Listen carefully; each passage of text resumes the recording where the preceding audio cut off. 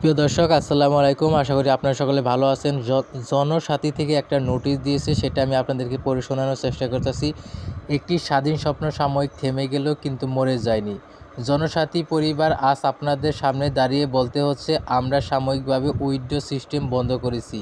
কেন? কারণ আমরা দেশের জন্য স্বপ্ন দেখেছি। একটা এমন প্ল্যাটফর্ম বানানোর জন্য, যেটা ফেসবুক, ইনস্টাগ্রাম কিংবা বিদেশি কোনো কিছুই নয়। এটা আমাদের বাংলাদেশে আপনাদের জনসাথী। কিন্তু প্রতিদিনই হাজার হাজার ব্যবহারকারীর জন্য ডেটা সুরক্ষা, ভিডিও আপলোড, ফাইল সংরক্ষণ, আমাদের যা খরচ হচ্ছে তাতে বর্তমানে পেমেন্ট দেওয়া আর সম্ভব হচ্ছে না। আমরা কারো টাকা আটকে রাখার জন্য জন্মাইনি। আমরা আপনাদের কষ্টের ইনকামের সম্মান করি। কিন্তু আজ যদি আমরা ভেঙে যাই, তাহলে আগামী দিনে বাংলাদেশি প্রজন্ম কখনো নিজের সোশ্যাল মিডিয়া দেখতে পাবে না।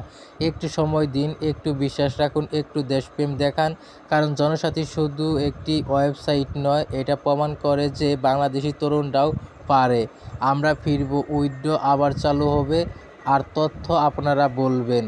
হ্যাঁ, আমি ছিলাম সেই সময় পাশে যখন সব বন্ধ ছিল, কিন্তু বিশ্বাস বেঁচে ছিল।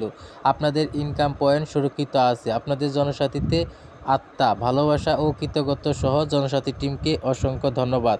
কারণ জনসাথী থেকে একটা পোস্ট দিয়েছে। এই ছিল আজকের আপডেট। আপনাদেরকে যদি ভালো লাগে অবশ্যই লাইক, কমেন্ট, শেয়ার করবেন।